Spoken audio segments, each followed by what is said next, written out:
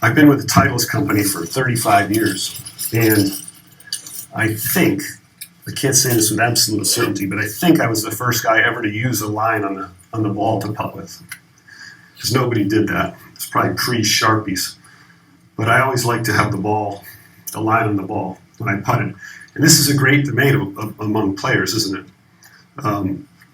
Is the line good or is the line bad? So I'm trusting that I'm getting this in a pretty close place to being straight. And I want to show you and verbalize what I do when I putt. And it's amazing to me. I have the video of some of the greatest players in the world. I ask them to tell me what they do when they putt. So they're, in a way, verbalizing their images, right? They're telling me what they're going to do. And I whenever I did a clinic, whether it was full swing, you know, I'm going to hit a high draw, I'm going to start it here, hit it there, and hit a low cut. I was way better when I was telling somebody what I was going to do at making the putt. And it's been amazing having watched a lot of players do this, that I could do that with a putter and watch other players do it too. So if I'm going to read a green, I like to start from behind the ball always. But it starts way before that. It starts as soon as you walk up in the green. It starts with your feet. I know Mark Sweeney from Aim Point has taught so many players how to use their feet to read the greens. I know the system a little bit. I don't know it intimately. I'm an old, I call Aim Point the old school plumb bob. And I still see some of the players doing that. So if a putt's left to right, I've learned that I read left to right is better on the other side. If a putt's right to left, I read it better from behind the hole.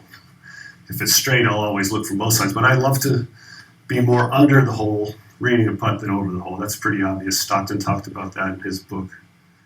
And then once I've got the ball set behind here, I want to make my routines the same on every single putt I hit throughout the day and throughout the week. So my first putt I'm going to hit on Thursday is going to be the same putt I'm going to hit on Sunday afternoon. As I walk into the putt, I've visualized, so I still have that action track in my mind from when I was a caddy at Rhode Island Country Club. I have that extension of the line of my ball for my start line. And like I said to you before, I think that the most overrated part of putting for great players is where the putter face is at address. And Blast will show you that if I hit a few putts here, that I close the face more coming through than when I take it back. You got numbers up there, Chris? All right, so pressure's on the young guy right here. So as I approach from the side, I'm seeing the extension of this line down my line. It's amazing to me, and I love this, how many players use their right hand first and have their left hand on their thigh to get some kind of a feel. Then the left hand goes on. I make a practice stroke without my left foot in position. I place the putter down behind the ball, but again, even though I have a line here and I have a small dash on the top line of my putter, I'm not really consciously trying to aim the putter. I'm just putting it down. When I put that down, I look at the hole once. I put my left foot in here, and I look once, and then I go. And I'm still missing the green, reading the green, right? So I missed the green twice that way. But that's my routine every single time that I play this game. Yeah.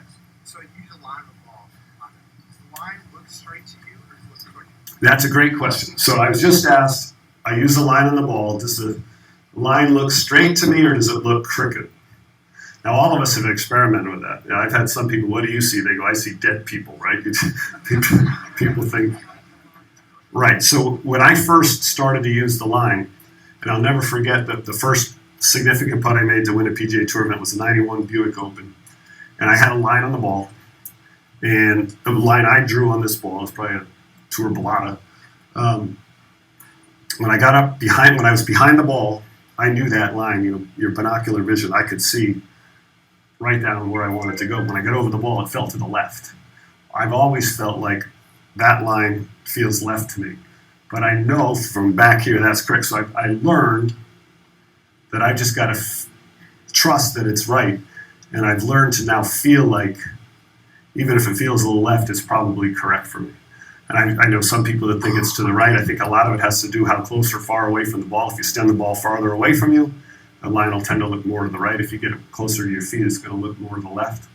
I also know that when I stand up to putt, my eye line's tilted.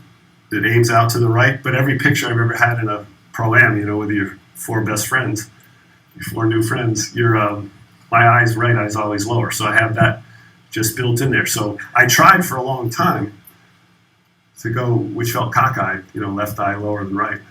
Pulled every putt, couldn't do it. So that I get nervous with trying to be too perfect with everybody's setup.